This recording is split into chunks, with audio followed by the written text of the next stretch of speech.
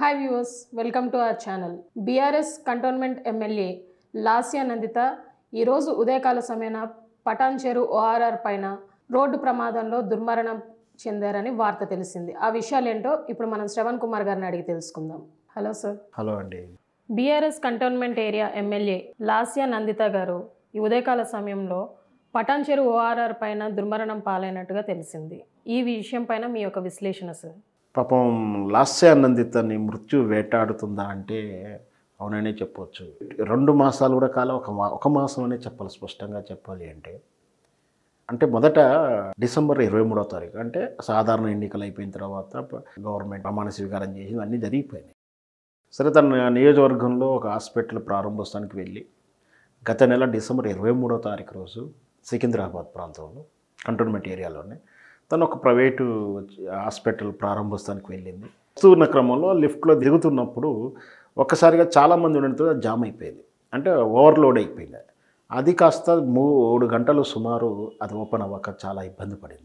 సరే, అది ఆ రోజు ప్రమాదం కొంచెం ఇబ్బంది పడినా కూడా దాన్ని ఏం అనిపించలేదు, అంతగా సీరియస్గా తీసుకోవాల్సిన అవసరం కూడా కాదు. ఎందుకంటే చిన్న చిన్న ఏదో ప్రాబ్లమ్స్ వస్తుంటాయి. కాకపోతే అలాంటి వీఐపీలు ఉన్నప్పుడు కూడా అది జామ్ అవ్వడం, 3 గంటల వరకు తీయడానికి ప్రయత్నం చేసినా కూడా సొల్యూషన్ రాకపోవడం అనేది కొంచెం ఆలోచించే అవసరం. సరే, అది ఆ విధంగా అలా ఉంటే గత వారం క్రింద బీఆర్ఎస్ పార్టీ నల్గొండలో చేపట్టినటువంటి బహిరంగ సభకు అటెండ్ అయ్యి వస్తూ రిటర్న్ క్రమంలో ఎదురుగా వస్తున్న వాహనాన్ని తప్పించే ప్రయత్నంలో చెట్టును గుద్దుకోవడం, ప్రమాదంలో ఈమెకేం గాయాలు కాకుండా క్యార్ డ్యామేజ్ అవ్వడం, ఒక మైనర్ అయినా. సో ఆ రోజు కూడా మృత్యు నుంచి బయటపడింది కూడా సంతోషపడ్డాం. ఇట్లా ఎందుకు అయింది అనే బాధ అనిపిస్తుంది. కరెక్ట్ మళ్ళీ ఒక 10 రోజులు కూడా కాలేదు, మళ్ళీ ఒక ప్రమాదం, ప్రాణాలు కోల్పోవడం. అంటే ఇట్లా 3 ప్రమాదాలను దాటుకుని వచ్చింది. ఇట్లా ఎందుకు మృత్యు వేటాడింది అనేది కొంచెం సరే ఆందోళన గురవుతున్నారు ఈ కంటోన్మెంట్ కానీ బీఆర్ఎస్ అభిమానులు కానీ ఎవరైనా సరే. దివంగత సాయన్న గారి కూతురు అంటే బీఆర్ఎస్ పార్టీ ఎమ్మెల్యే పదవీ కాలంలో అనుకోకుండా గత ఫిబ్రవరి 19వ తారీఖున ఆయన మరణించడం, తన ద్వారా వచ్చినటువంటి ఉప ఎన్నికల్లో ఈమెకే బీఆర్ఎస్ పార్టీ టికెట్ ఇవ్వడం, ఈమె అనూహ్యంగా గెలవడం కూడా జరిగింది. గత సాధారణ ఎన్నికల్లో మన నవంబర్ ఎండింగ్లో డిసెంబర్ మాసంలో జరిగినటువంటి రాష్ట్ర అసెంబ్లీ ఎన్నికల్లో రాష్ట్ర వ్యాప్తంగా బీఆర్ఎస్ పార్టీ కొంచెం వ్యతిరేక పవనాలు ఉన్నా కూడా కంటోన్మెంట్ నుంచి ఆమె అఖండ విజయం సాధించింది. ఎదురుగా గద్దర్ గారు కూతురే పోటీ చేసింది అక్కడ. అంటే బలమైనటువంటి ప్రత్యర్థి ఉన్నప్పటికీ కూడా లాస్య నందితనే గెలిచింది.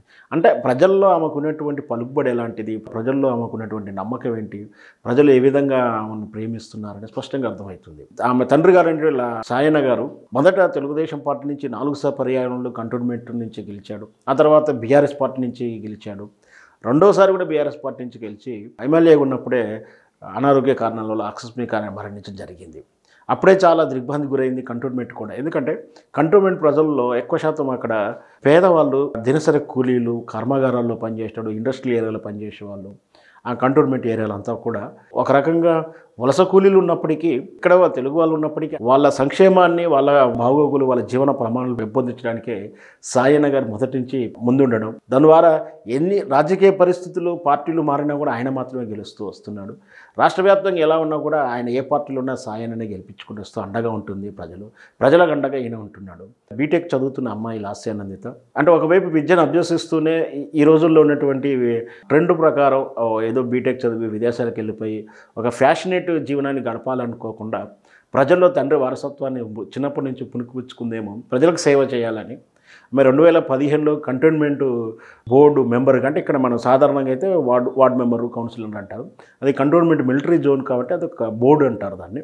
దాంట్లో వార్డు మెంబర్గా పోటీ చేసిన, మొదటి టర్మ్లో ఓడిపోయిన, వెంటనే వచ్చిన జిహెచ్ఎంసీ ఎన్నికల్లో 2016లో కవాడి కూడా కౌన్సిలర్గా విజయవంతంగా గెలిచి బీఆర్ఎస్ పార్టీకి అండగా ఉంది. ఆమె అనుకోకుండా విధివశాత్తు తండ్రి గారు మరణించడంతో తండ్రి గారి వారసత్వంగా బీఆర్ఎస్ పార్టీ ఈమెకే టికెట్ ఇవ్వడం, బై ఎలక్షన్లో ఈమె గెలవడం, ఈ జరుగుతున్నటువంటి ఈ రాజకీయ రచ్చ, ఈ రాజకీయ విధానాలు చూసిన తర్వాత ఉన్నతమైనటువంటి విద్య చదువుకొని యువత రావాలనుకుంటున్న వాళ్ళు కొంచెం భయపడుతున్న తరుణంలో, అందులో ఒక బీటెక్ లాంటి ట్రెండింగ్ ఎడ్యుకేషన్ చేస్తున్నటువంటి మహిళా బాలిక రాజకీయాల్లో రావడం నిజంగా కూడా ఆహ్వానించదగ్గ పరిణామమే. అంటే అక్కడ ఈ రోజుల్లో మనం చూస్తే ఏ విధంగా పోలరైజ్ చేస్తూ మహిళలను ఏ విధంగా విమర్శిస్తున్నారు, దిగజారిన రాజకీయాలు, విమర్శలు చేసినా అలాగే మాట్లాడారు. మనం అలా ఒక మాట అంటే మనం 4 మాటలు మాట్లాడితే కానీ 4 బూతు పదాలతో తిడితే కానీ రాజకీయంలో గుర్తింపు వస్తలేదు అన్న ఒక ఫోబియాలో ఉన్నటువంటి విధానంలో రాజకీయాలు రావడానికి ఇబ్బంది పడుతున్న తరుణంలో